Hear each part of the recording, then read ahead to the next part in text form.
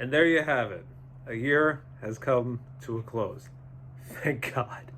So, hey everybody, Alex here, and welcome to the Game of the Month of the Year video for 2020. I said I'd come back to do this, and I do intend to live up to that. But, you know, 2020 has just been weird, to say the least. And, I think gaming, and I've said this already way back when, before I disappeared again, it really saved a lot of people. Animal Crossing, a lot of people have come out and said that. It's unprecedented times. Well, for us, there have been, pandemics before, but I don't know. I think with the world being bigger and more interconnected, it just makes it even more complicated. But gaming was there to help people out, give them something to do. It certainly gave me something to do, because in case a bunch of you guys don't remember, I worked in hospitality. So when it came time for furloughs and all that stuff, it didn't matter whether you were one of the line guys or you were one of the executive guys. Everybody got furloughed. My hotel at the time went from a staff of about 80 people to 5, basically just to keep the lights on. And when I got furloughed, I thought of it as an opportunity just to play games and hang out and, just relax a bit. But at the same time, I thought, maybe I should really start looking for a new gig.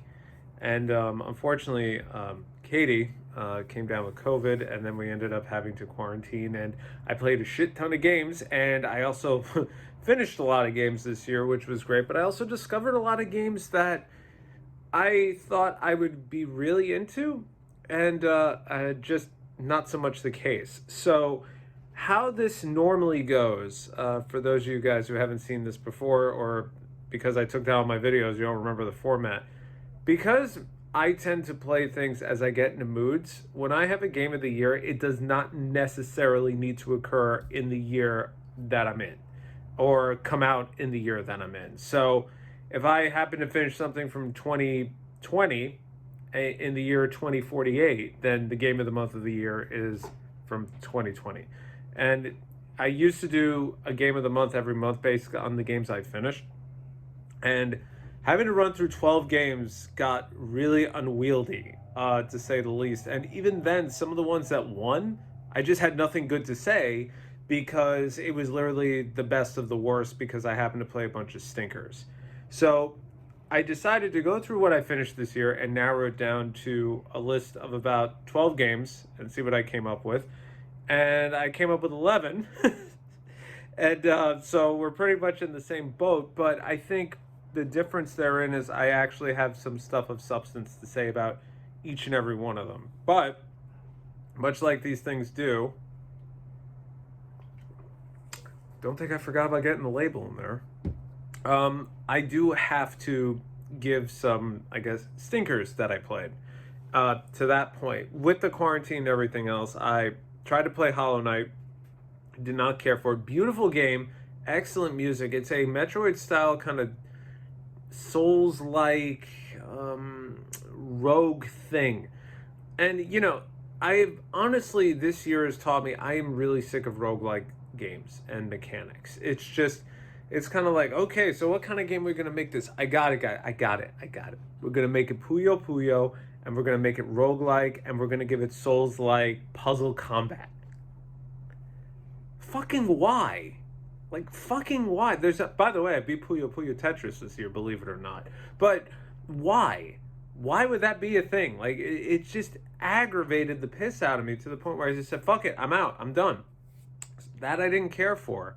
Another game I played, and I really didn't see what the big stink was. What was it? I want to say it was something expensive, because it was something expensive, but, shit, what was it? I can't come to me, but games like that, it's just like, it's one of those things where it really shows you, you don't have to like everything that everybody else likes. I'm trying to play the Kingdom Hearts rhythm game right now, and all the Kingdom Hearts fans are, screaming about it because it's so good. I've realized I really don't have much emotional attachment to the music in Kingdom Hearts. So, unlike Theater Rhythm, where I was like, oh my god, this is like the best thing ever, I'm kind of just trudging through it. And It's kind of disappointing in that stretch, but runners up for this. Really, the only game that comes to mind that was a real stinker to me was Hollow Knight. Oh, how could I forget Cyberpunk 2077? I want to call it 2020. Now, hear me out. I got it on PC. I had none of these issues base console people had with it. What I had was a failure to give a shit. Other than the main story, which to me personally was driven by Keanu the whole way, I had no emotional attachment to anything in this game. The world looked great. It was overwhelming. It threw everything at you at once, which is a problem I had with The Witcher. Not that it was a knock on The Witcher. It's just it was so much. At one point, I just said, fuck it. I just want to see what happens to Geralt. Same thing that happens to me with open world games. I say, fuck it. I just want to see what's going on with the main characters. But in the case of Cyberpunk, there was no inclination of me that wanted to explore this cyberpunkian world. I saw it in Blade Runner. I've seen it in Snatcher. I've seen it, in all these other cyberpunk style games. I even played Shadowrun years ago, and I saw a lot of that in there too. And that's great, and that's well and good. But I just didn't want to connect to any of it. They mentioned net runners and all this other stuff, and normally I would get really, like, if it was a Skyrim or a Fallout, when I get to a new area, depending, because I don't do everything, my favorite storyline in Fallout 4 is about a radio superhero. And basically, in that game, you become this radio superhero, and you go around in this town doing, like, silly quests, and it's super campy, but it's hysterical. I had so much fun. I did everything in that town just because of that one quest. With this game, you get them via phone calls, and then you bump into people and you pick up the quest that way. And it all just felt so formulaic. And some of the stories were pretty good. Some of them were pretty dark, I'll tell you that much. But ultimately, I just didn't give a shit. I thought everything looked good in terms of glitches on the PC. I actually had a game-breaking glitch that resolved itself. My save would not fire one of the storyline critical quests so I could continue. And the fix was changing my resolution to 900p. And then the quest fired and then fixed everything. I don't know why. They've got a whole bunch of problems. But I was super hyped for this game. And it was funny because it wasn't even due to the tech. I had some glitches. I had a stove fall from the sky. Literally. I had some glitches, but ultimately just playing through the game, with The Witcher, I just got sick of everything. With this, I just didn't have the opportunity to get sick. And yeah, we can't not have sirens, right?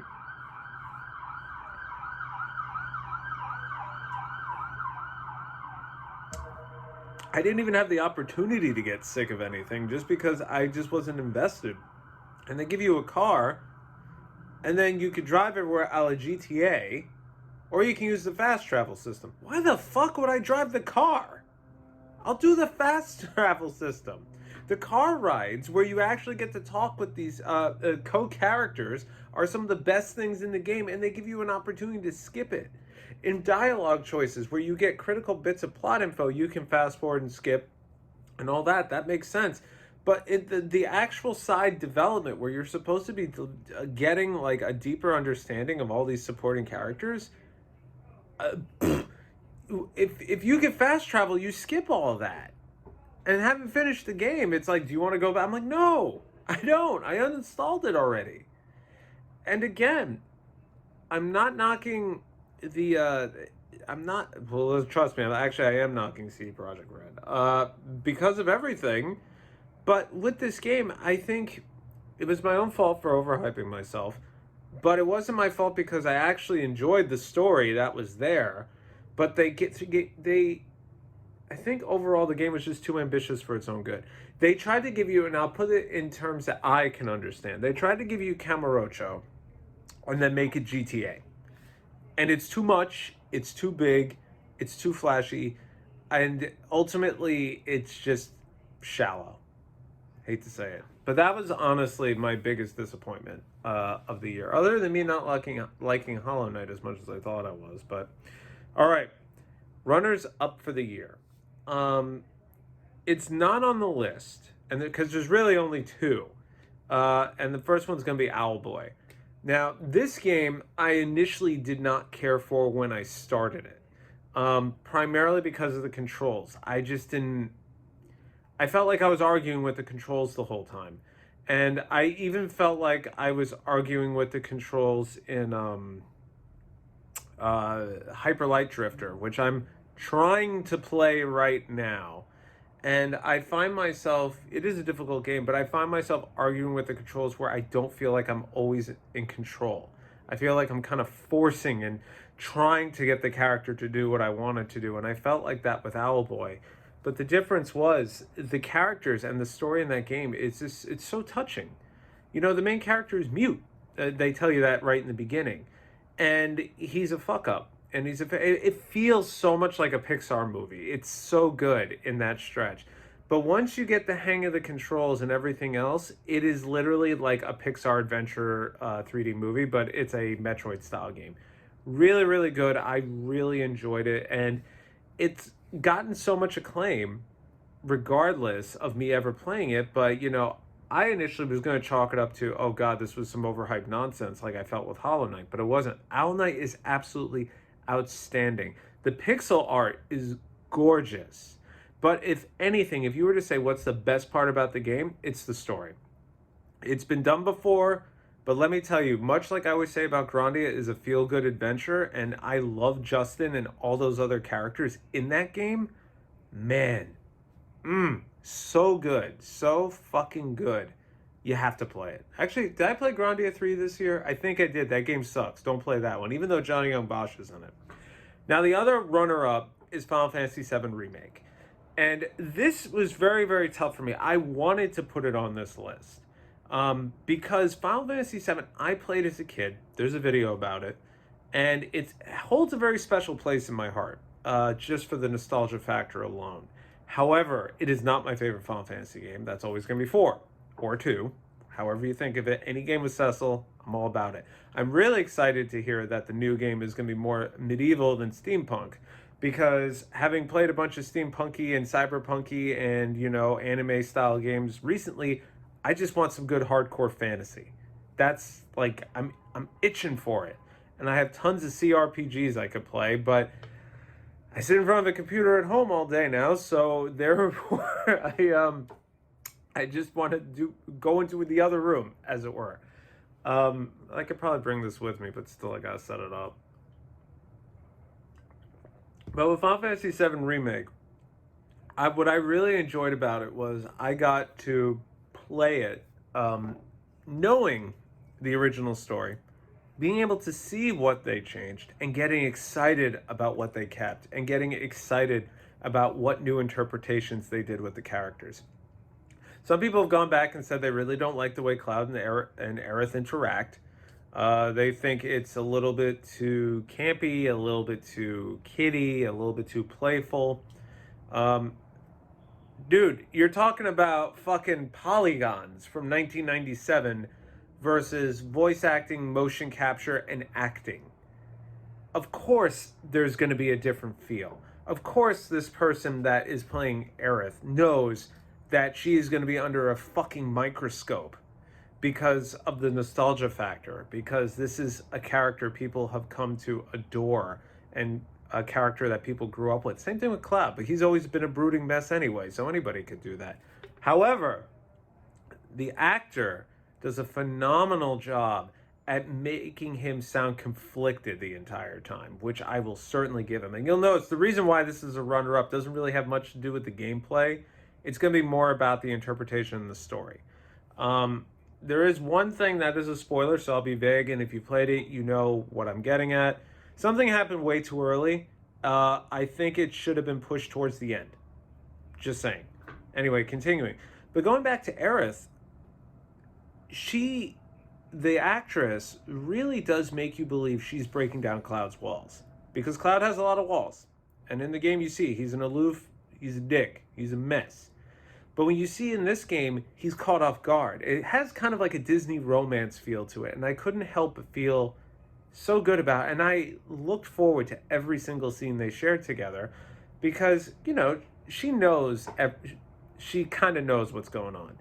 And the way she talks on Cloud just kind of, does like, the not another teen movie sort of thing. And it's fun.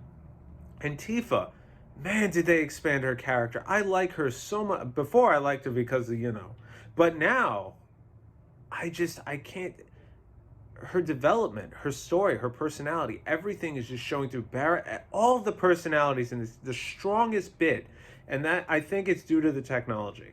There's storytelling elements that they're able to use now that they weren't able to use in '97, and they expanded upon characters that had little to nothing going on, like Wedge and Biggs and Jesse, who I thought was a dude in the original game. I don't know why, I don't know how, but their arc, their development is outstanding. This game, in terms of a reimagining, I thought was great. I love the fact that Midgar was so expanded, and having finished it, I wanted to go back and play the original one. But then I remembered that, there's a Final Fantasy VIII remake, not remake, remaster, and I got to play that. And now I just got the physical version of 9 on the Switch, even though I have it with all the fancy shit on the PC. But games like that, I'll tell you, it can look beautiful on the PC. You can put in all this AI pre-rendered nonsense, and it still doesn't feel right to me because it's not on a console. Now, with Final Fantasy VII, the original one has gone through several remasters and makeovers over the years. But for whatever reason, knowing that this game was coming out on the PlayStation, it just felt right to me. I think it's going to come out on other stuff later, but even if I had that option, it has to go on a Sony console because that's where it started. And I'm really excited to see where they take it next. Certain things were changed, of course. That's why they titled it Remake. I didn't realize that until the end. And certain things, there was a little bit too much Kingdom Hearts going on at a little bit, but not enough zippers, so I think we're in good standing. But I'm stoked. I don't know when the next part's coming out. We'll probably never see it. The PS6 will probably come out before then. All right. So those are really the only 2 runners-ups that I have. Only because I did play a bunch of great games this year, but these are the ones that really stood out to me, I'll say the most. Going into the actual games of the month of the year, breaking it up, there's 11 here, and out of 12. And I don't remember what month any of them came in, but I know which game is the game of the month of the year. So first up, we got Valhalla, which is the follow-up game to Slain, which was a Souls-like classic Castlevania metal mashup. I hated that game. A disappointment. It had everything I love about classic Castlevania. Souls, okay, whatever. Metal music. Wow. Oh, actually, no, I lied. There was one more runner-up, and that's Neo 2. Really, I played 90 hours in Neo 2, okay? It's really expanded, and let's just go into this. But Neo 2 is really good. It's like $9.99 for Black Friday, and now it's Christmas, and I think it's less than that. But it's a really good game. It didn't get enough cred. But with Valhalla, this is like the sci-fi run and gun version of that. Brutally difficult, more metal soundtrack. I think it's the guys from Celtic Frost on this one. I think, or it's one of the guys at least. But what I think was different with this game was I didn't find it unfair. I found it more engaging. The music was great. The enemies, that sci-fi aesthetic, it's ridiculous, and it acknowledges its ridiculousness because it is difficult. The monsters, some of them, look gross. Some of them have a gimmick. Some of them, there's like a disembodied floating female head. It's very metal. Reflex. But it's a very metal game, and I think as difficult as it is, to me, it never felt unfair. While Slain felt incredibly unfair and unresponsive, Valhalla as a follow-up is a much better game, and I hope if they make another one, if it's not Valhalla 2 because it does end on a cliffhanger, they should redo Slain. And do it not in this style because Slain mechanically has a whole counter system, and this is more of like a run and gun a la Contra, with some exploration. If they were to redo Slain in the style of Valhalla, I would be all about it. The Valhalla to me it was a gamble of a purchase, which is why it's on here, because I knew I didn't care for Slain, but I watched a review and I was like, and even the reviewer said this game is much more responsive. I was like, okay, if it's responsive, I'm all about it. And it definitely was. And it was outstanding just for that. Following up to that, we have Muv-Luv Alternative, which I shit you not is a 70-hour visual novel. The thing with Muv-Luv, I think it was Unlimited, which is the first one. It's more of a harem sort of thing. And then the second part, the main character is transported to another dimension where it's kind of like a parallel thing, but now it's like post-apocalyptic. Aliens have invaded the world. There's no harem, there's no high school. But the girls that he interacted with and some other characters are also in this world. And at the end of that game, you're given a choice. And based on that choice, pretty much your game ends. Alternative picks up literally at that exact moment. Not where he makes that choice, but it's like a reset. So initially I was like, oh, fucking hell, we doing this fan disc crap. But then you get to new stuff because because the main character remembers everything. And he's like, wait a minute, I've done this before. And they kind of fast forward through a bunch of stuff. Like, it's like incredibly drawn out scenes aren't as drawn out anymore. There's a whole thing with like a training exercise. He remembers what happened. So he's like, no, we shouldn't go that way and all this other stuff. But then you get to the new content. And here's the interesting thing. With visual novels, I tend to enjoy them, obviously, because of the story. There's not that much action. But this is a sci-fi, end of the world, aliens versus giant robots. And let me tell you, with the limited graphical presentation and the text, I have never been on as much of the edge of my seat in any visual novel since Steins Gate Zero's ending. Literally, they did the Hanna-Barbera, like, where they take something still and then they just move it like this back and forth, like I would probably do in Cyber Director if I could figure it out. And it's so fast-paced, and you see things going on. They throw in, like, bits of text, just like, to your right, and the character goes to the right. And it culminates in this whole, like, Independence Day thing. And I was all about it. I was totally on board, but it suffered from one thing, and that's what I like to call when an anime doesn't know how to end. Very technical term, right? Basically, it upped the ante so much, there is like no possible way to end this other than just doing something stupid. And I'm not going to spoil it, but there's a particular storytelling mechanic I've dropped before, so if you guys remember what it is, you'll know exactly what I'm talking about. Yeah, that. Ultimately, I was super duper disappointed. But the adventure getting there was great. The main character, you've literally seen him grow as a character 3 different ways, which is really interesting because the first time it's him falling in love, the second time is him kind of growing up, and this third time is him taking responsibility. And to me, that is just probably, I don't want to say it's probably one of the best storytelling mechanics I've ever seen, but it really just does a good job at taking similar things and making them different each time. There is one thing about this game I want to mention. If you do intend to pick it up, do yourself a favor, you got to play them in chronological order because certain stuff won't make sense. Secondly, there's a particular bit in this game that is not only graphic, it is disturbing. And I literally, because I played this on the Vita, I had to close the Vita because I was just like, oh my. It was borderline disgusting. There is artwork to go with it. If you're curious, you can look it up. Some people may laugh and go, really, that's it? Oh, no. When you read the text that goes with it, you will probably throw up. It's pretty bad. You know what wasn't a good visual novel I played this year? The girl who laughed or cried at the miracle of the end of the world. That game sucked ass. I have never had such... Actually, I probably have. The protagonist is just horrendous.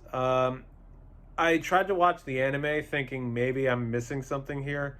I'm not. The game is just bad. But you know what game is good? Doom Eternal. That is a good game. Now, unfortunately, there's all this drama going on with Mick Gordon right now because he killed it with his fucking soundtrack.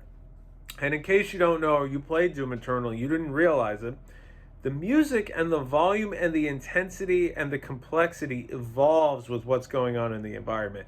Are you running? Are you killing things really fast? Are you running low on HP?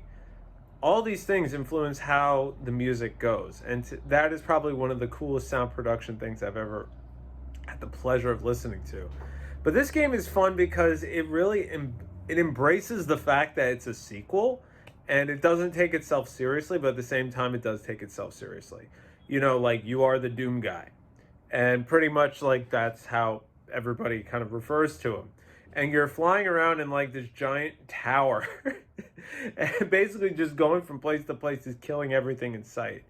And they give this really cheesy action movie story, but you can't help but think, yeah, this is the Doom guy. This makes total sense for the Doom guy. This is great. This is outstanding. The weapons were fun. I played it on PC. Best way to play it, and that's not master race stuff, just the speed. There's a lot of complex gunplay in this one, I'll say. A lot of, twitch reflexes. I don't have that with a controller. I'm much better at that with a mouse, and I think that was probably one of the best things about this game. There are some platforming sections. Yes, there's first-person platforming in a Doom game.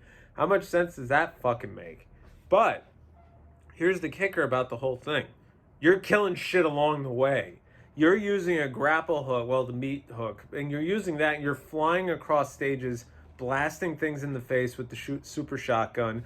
You're flying up into another area to take out cacodemons. You're literally grabbing them out of the sky and punching them to death as you come back down. You feel like an absolute badass the entire time playing this game.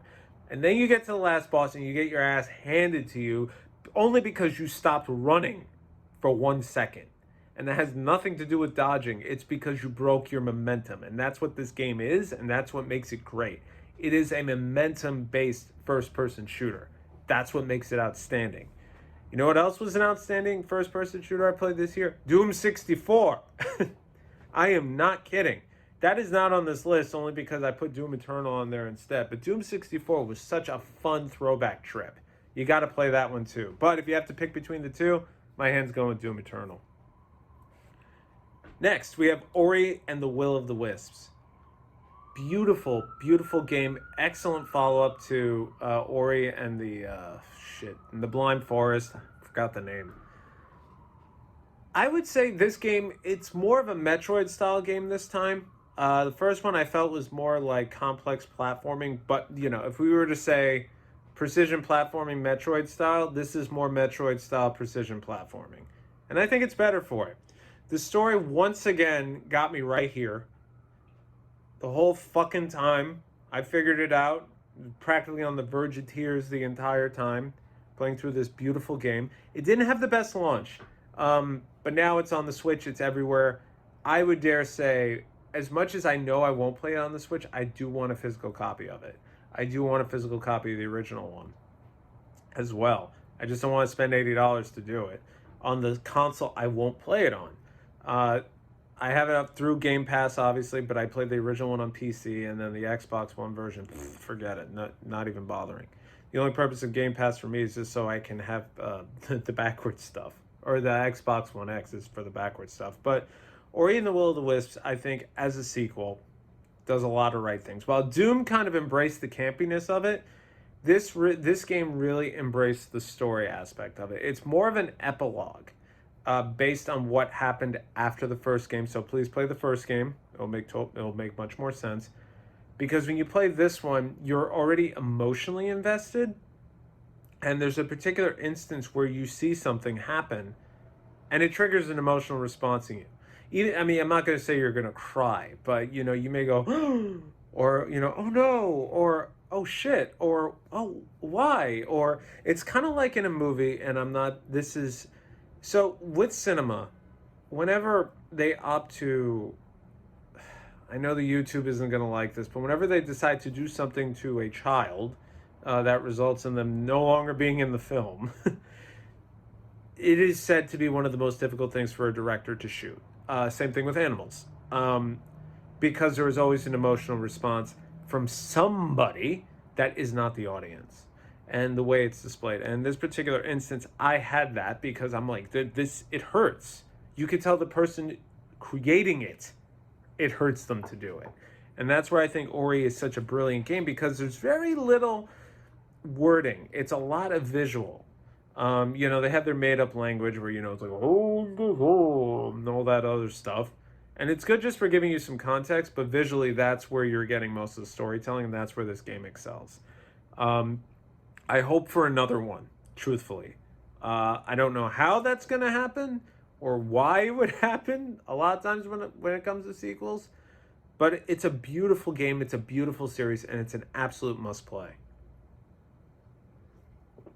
Now, quarantine does make you do strange things, like pop in Deadly Premonition Origins and play through it in preparation for the second game, which was also just as good, in my opinion. But Origins, it hit at a particular spot I needed. I needed some weird. I needed some campiness, and I also needed to rewatch Twin Peaks without even knowing it. After finishing this game, I rewatched the first season of Twin Peaks, because after that, it's all kind of downhill, in my opinion. But Deadly Premonition is kind of notorious for being held together by duct tape in a dream on the Xbox. Then a director's cut was re-released on the PC, which was also held together by duct tape in a dream. And then it was remastered again for the PS3, once again held together by duct tape in a dream. And then they remastered for the Switch. They call it Origins in preparation for the second game. And guess what? Still held together by duct tape in a wet dream. Characters lose their eyebrows. People are walking around in weird places. The characters are all off. Everything about this game is a broken fucking mess. But guess what? It is fun. It is probably one of the strangest games I have ever played. And I have owned it on the Xbox for years, and I never played it. And I was already a fan of Twin Peaks, which is strange why I wouldn't pop this in earlier. And it only took the announcement of the sequel where I said to myself, I have to play this. And playing through it, it finally made sense to me why this game has a cult following. Because it takes itself so seriously, and it has no place or no business doing so. And it is so much fun just for that.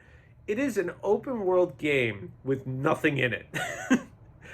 Characters have their own unique schedules and time frames, and it's ultimately just fucking Shenmue. Everybody comes out at like 9 a.m. and then they go away from 12 to 1, and then they come back from 2 to 4, and then they leave again. That is all that is going on. The driving sucks. The gunplay sucks. The dungeons, well, technically, I guess you could say nightmares, they also suck.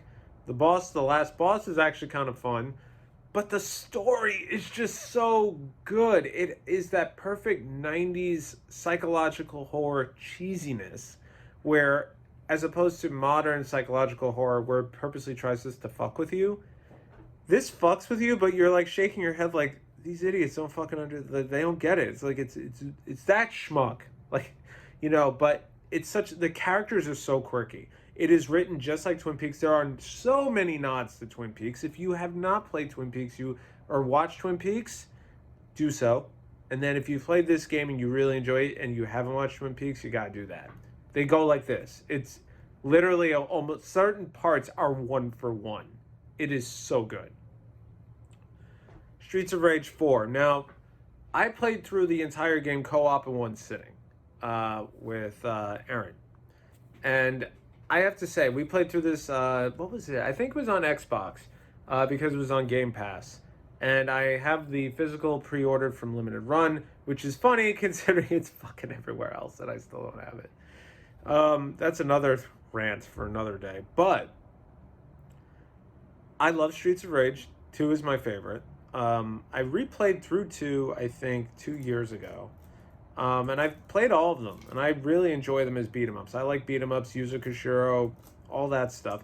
And with this game, it was done in an animated style, which honestly I tend to like. And I kind of liked how they updated and they aged the characters. But when you start the game, it literally feels like an old school Streets of Rage game, which is fine. It's kind of like, out with the old, and then in comes the new, and then the game goes off the hook. Different composers.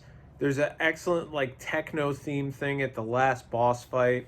There's all these different, new characters. There's cutscenes. All the bosses are still cheap shit. They did a combo system in there, which is really fun and intuitive. It's not shoved in there like last minute. It's actually kind of thoughtful with the bouncing and everything else, unlike Tekken, which I can't figure out. And I got to play through a co-op. Now, admittedly, I think if I played through this by myself, it would not be on this list. I think it's because, honestly, I love to play stuff co-op. And particularly beat 'em ups, actually. Because they're mindless, to an extent, and you can have a conversation. However, there's not a lot of that these days. It's like, people say, oh my God, there's no online. Then nobody fucking plays online. And they go, oh, there's no couch co-op. And then nobody's doing that either. It's like, so fucking stop bitching and moaning. But it also comes down to scheduling. Presumably, we're all adults now. So when you want to play something co-op, it's like an event. You have to coordinate schedules. When Steven and I played through Diablo 3 on hardcore, that was some of the best co-op I've ever had. But even then, I think it took us like a month and a half to finish it. We've both beaten Diablo 3 like 10 times at that point. But it's just all scheduling. But in this case, and even he wanted to play through this co-op, and we didn't have the opportunity. But with Aaron, he was just like, all right, cool, I have a download. I'm like, cool, I have a download too, let's go. And then we just played through it. And it's a long game. It's I think it took us like 3 hours. I was very surprised. I thought this was going to be like an hour and a half, one and done, and it's not. And even then, there's bonuses. You can go back and unlock the old Genesis sprites. There's additional characters. It's an excellent game. And some revisionist history is taking place. Everybody's like, well, it's not that good as I thought it was back then. And Would you rather we didn't have anything? Or would you rather have it to be, like, shitty right out the bat? Because honestly, I think this game proves that remasters and remakes, and even, reboots, can happen, even if they're radically different. But care and love has to be put into it.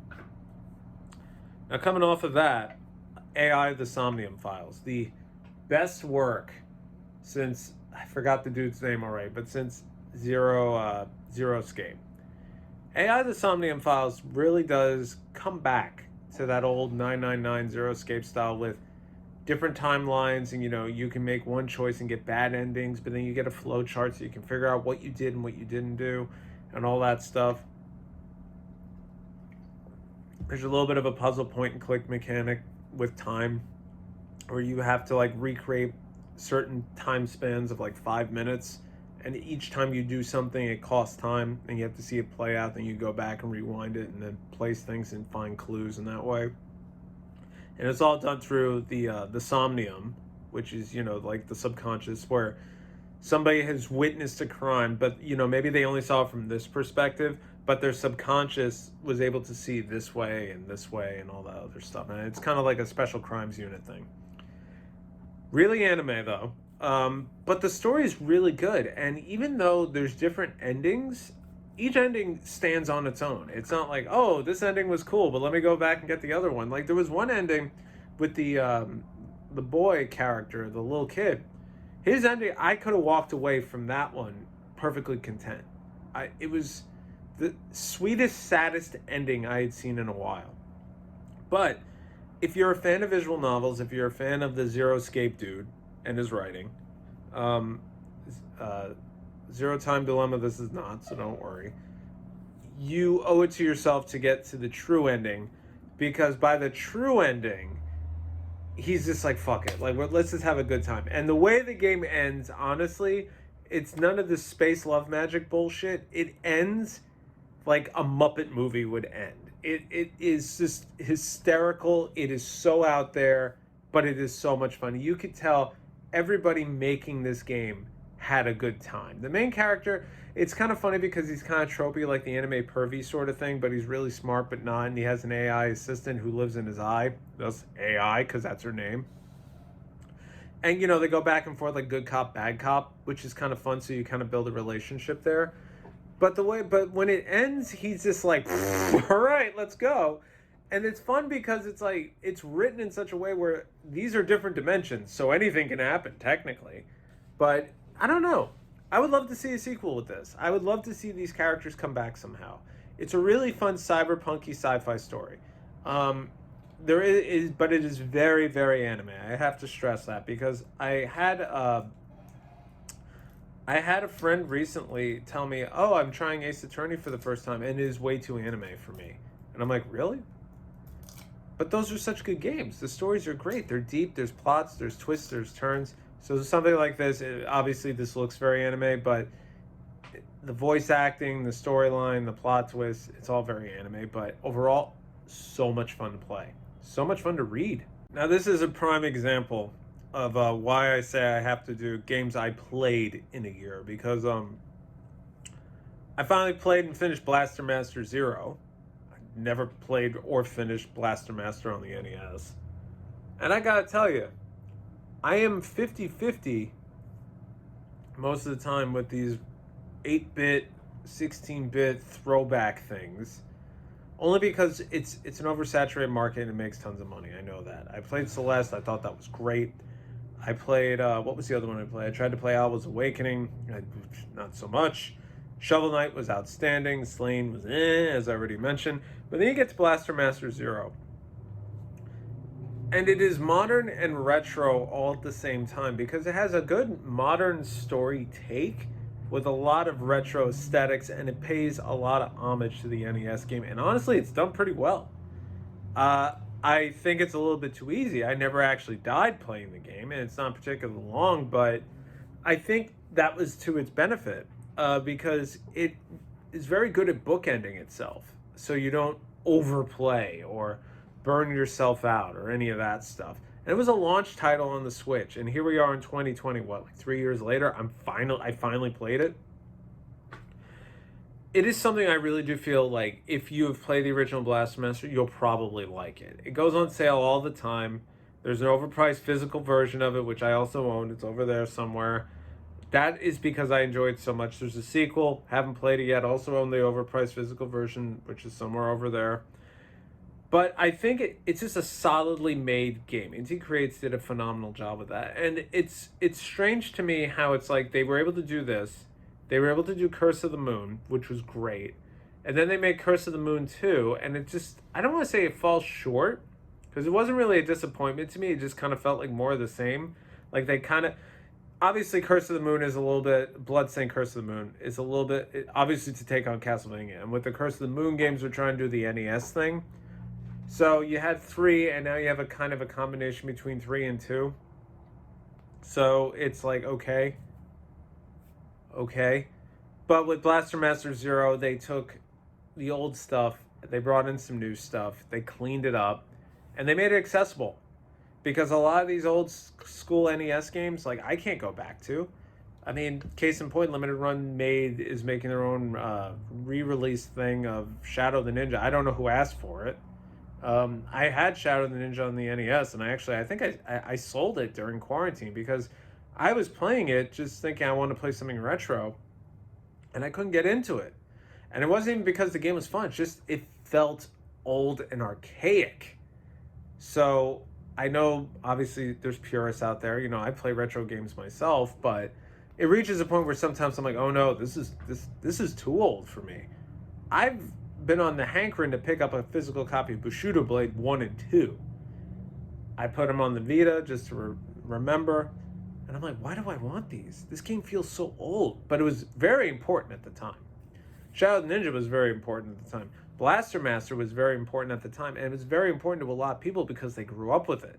So when you come out with a remaster, a remake, or whatever the fuck it is, you have to be able to be inclusive yet accessible for new people at the same time. And I feel Blaster Master Zero did that in spades. Whew. Next up, we have Valhalla, Cyber Bartender Action. Now, this game, I've waited to play way too fucking long. And I'm going to be in the minority here. This game did Cyberpunk way better than Cyberpunk. Why? How? Because I gave a shit about the actual fucking characters. You need gunplay. You didn't need drama. You didn't actually. There is drama in this, but guess what? This is the drama. You're a bartender. You're listening to people's problems. You are there. I think at one point the main character even says, "Yeah, I'm a bartender. I'm basically a therapist who gets people drunk."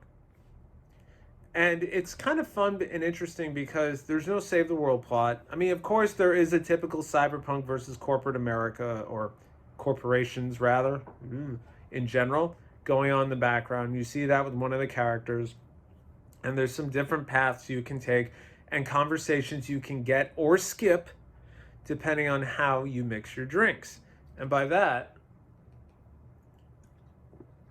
patrons come and go. Patrons stop coming. Patrons become regulars. And the main character herself has a really interesting storyline that, unfortunately, I felt didn't get the limelight as long as it should have. It's only alluded to, and then towards the end, when everything kind of comes to a head, because the bar is supposed to shut down, and that's pretty much where it is. They're basically just running out the lease at this point. When it finally comes to, this character you've literally watched help people with their problems, just be an ear. And you know she's suffering this entire time because she only hints at it. And at least in my playthrough, probably the best, most powerful scene in the whole game was one of the regulars, one of the characters, who I really liked her story arc with her family. She basically says, "Here, let's switch." She jumps behind the bar and starts making you drinks, and then she spills out, the main character spills out the entire story. And you get to see it from her, from her, literally. It switches perspective. You're no longer seeing from her eyes. You're seeing from the eyes of the patron, with the bartender, like, looking at her dead in the face. And it, as a story mechanic, it is so powerful. And it's powerful because this is all real. These are like, I don't want to say issues everybody has, but they're relatable and real issues despite the aesthetic and despite, the setting. And to that point, I'm like, this game, to me, upon finishing it, I said this was game of the month of the year immediately, because I never felt pressured to finish it. I kind of took a leisurely pace. The game bookends itself very well in terms of chapters. There's some nods to games. There's some humor. There's also some depth to it. There's talk of like, what's the word? Discrimination. There's some sexual confusion in there too. There's a lot of different things that this game does. And it takes place in the same universe as 2064, or Read-Only Memory 2064. But honestly, I feel like it really plays with the whole gender equality. Sorry, I don't want to say it that way. It touches on the gender equality thing, I think, a little bit better, because it doesn't shove it down your throat. It kind of just puts it out there, gives you a perspective, and then you continue on.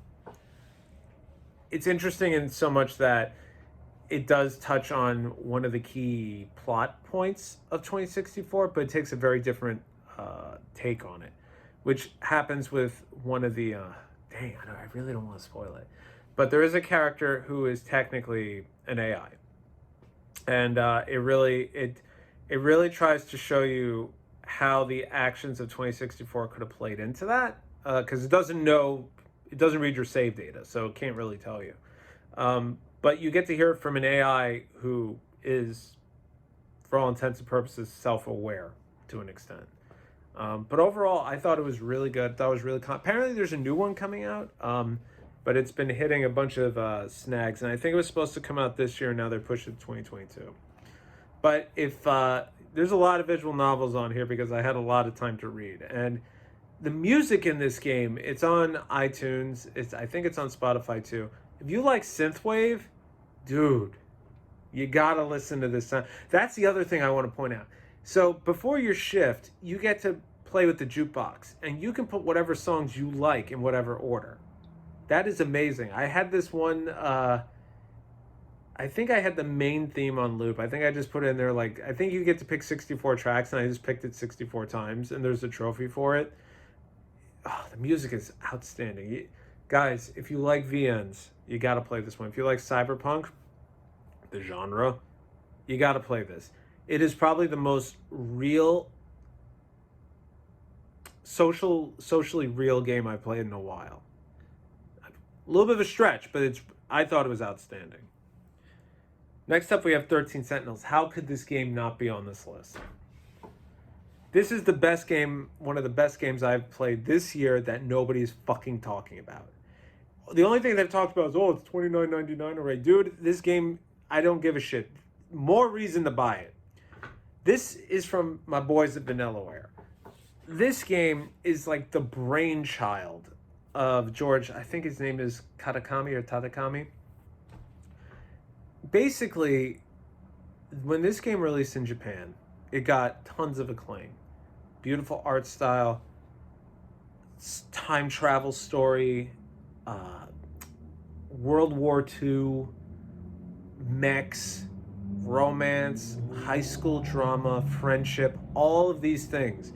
And when you play the game, you can see where he has taken cues and references from movies and pop culture and stuff. This game is really a celebration of his passions. And you see that in the storytelling. Especially if you read up into it, you're like, oh, I know, oh, wait, yeah, this is from this is from that. That makes total sense. And it's done in that excellent Vanillaware style. And the voice acting, I played it in English, admittedly. And I did that primarily because from what I read, the game is mostly spoken story. And it is. The strategy part, which I'll touch on in a minute, is very light and is not super in depth. It's an engine to get you to the next story bit, essentially. But the voice actors with this game, I think it came out as a day one patch, and that was because they had to do all their voice recording in quarantine. And whoever was behind the board and doing the mixing and the levels and everything else, and not having the benefit of being in a booth with a director directly and everything else, all of these guys deserve fucking medals. Because everybody sounds believable. Everybody poured everything they had into the character interactions. I don't know if they had recordings of each other. I don't know that backstory. But nobody sounded like they were standing in a closet. Or just like talking into coats. Everybody sounded professionally done. And to that point, that is some fucking dedication. That's honestly what pushed this game up on my list here. But just seeing all the references to things, movies, games, TV shows that I grew up with really hit me home on this, because this game really takes place in the 80s. But there's a time travel stack, so you're going back to World War II, which was really interesting. You're going to the future, which was also really interesting.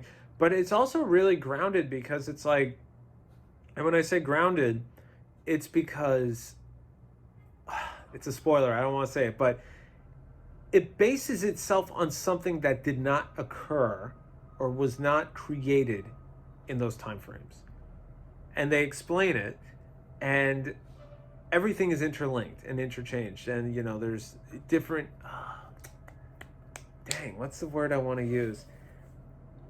There's different parallels that they're able to draw on.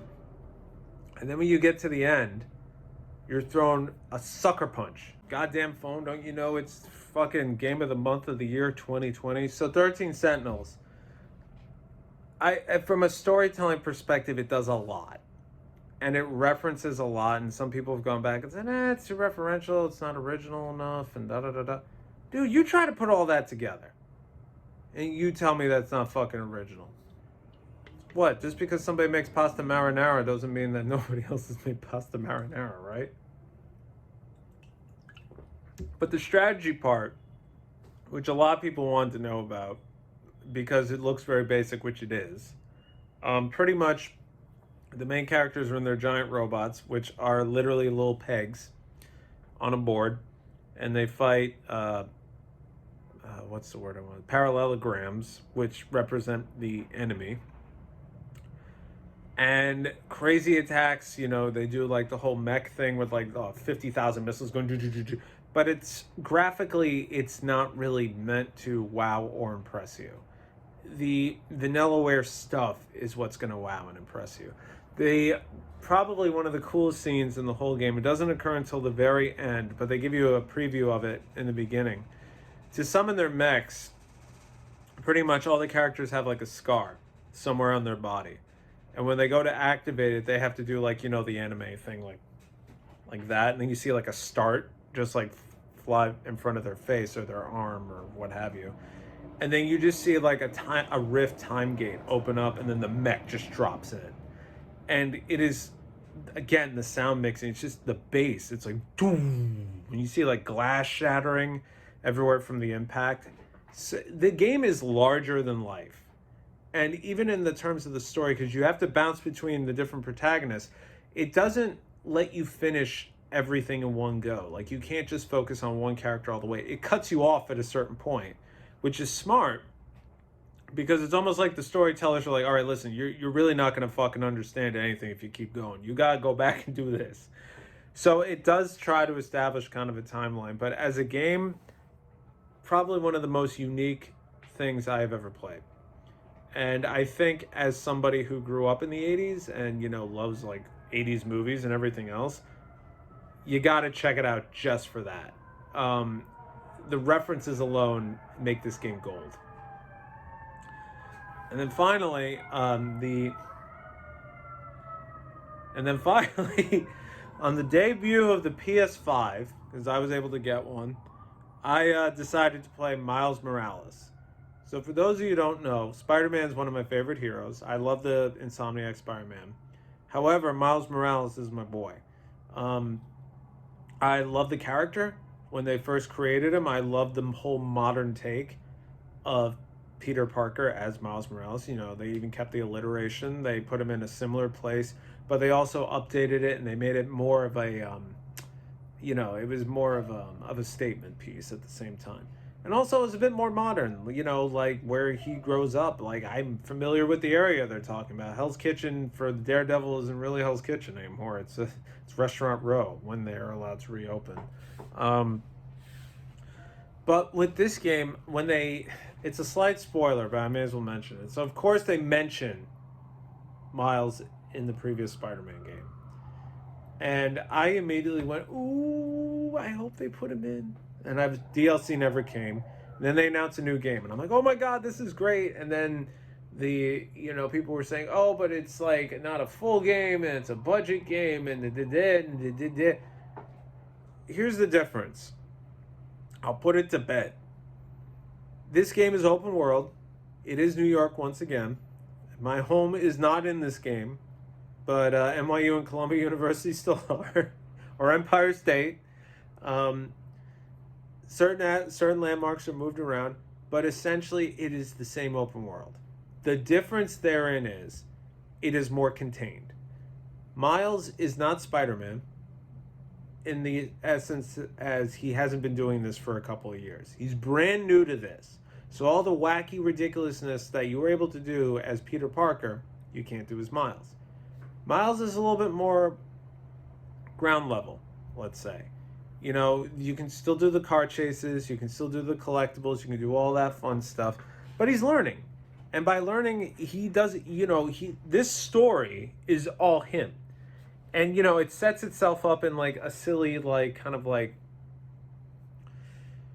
movie way, I would say. It's not really spoiler because it happens immediately. Pete and Miles take down some bad dudes. And then Pete goes, okay, I'm going on vacation. I'll see you later. And it's like, okay, see ya. I hope nothing happens. And you already know fucking everything's going to happen while he's away. And it's funny because it's like, I think there's even a line somewhere in there where Pete calls Miles and he's like, this sounds like something out of a bad 90s movie. But it's fun. And it's self-contained, and it touches on a lot of the emotional stuff that Miles holds very dear. Ultimately, Miles is a very family-oriented person, much like Peter. But I think it's great because he's a kid.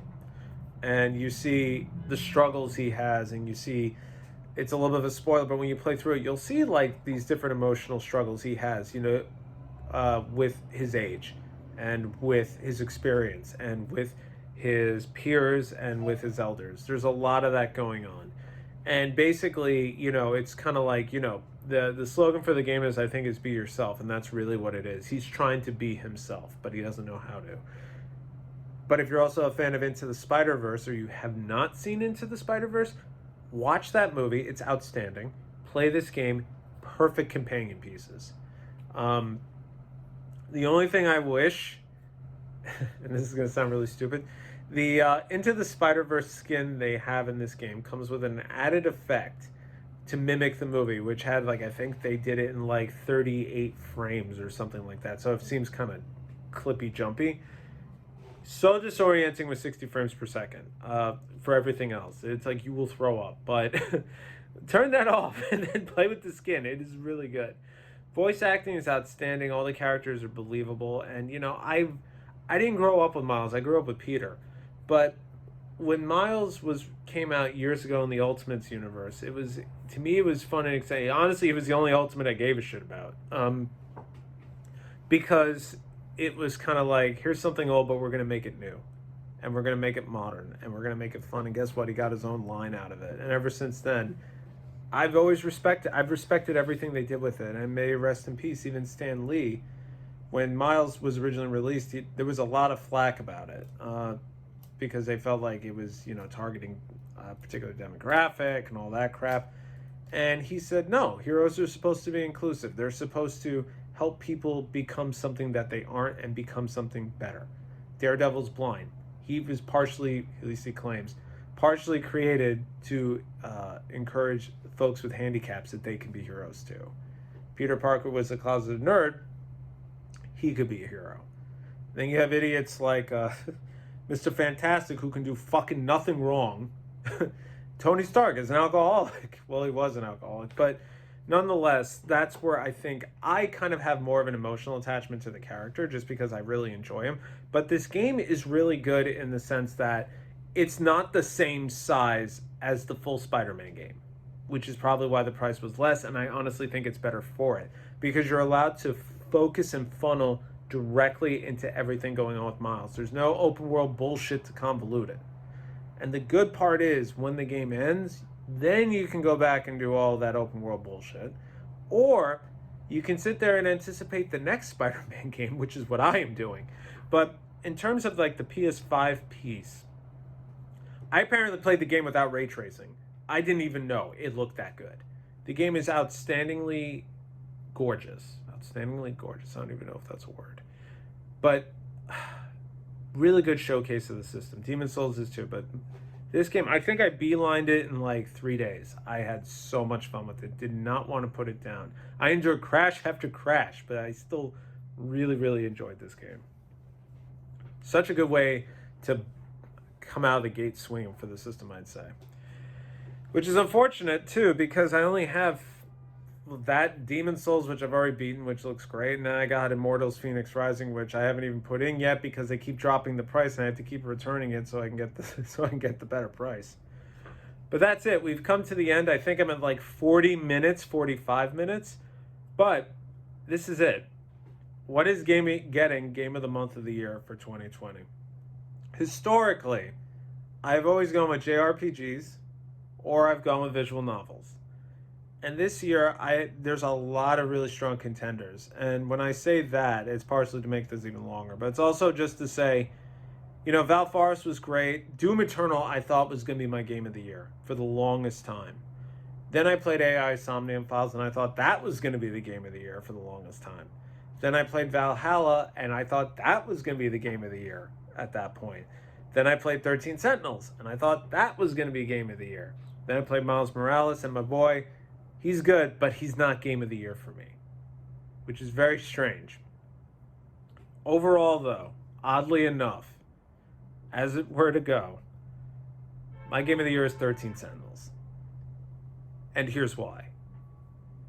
Valhalla was super duper fucking close. And I loved how real and relatable all the characters were.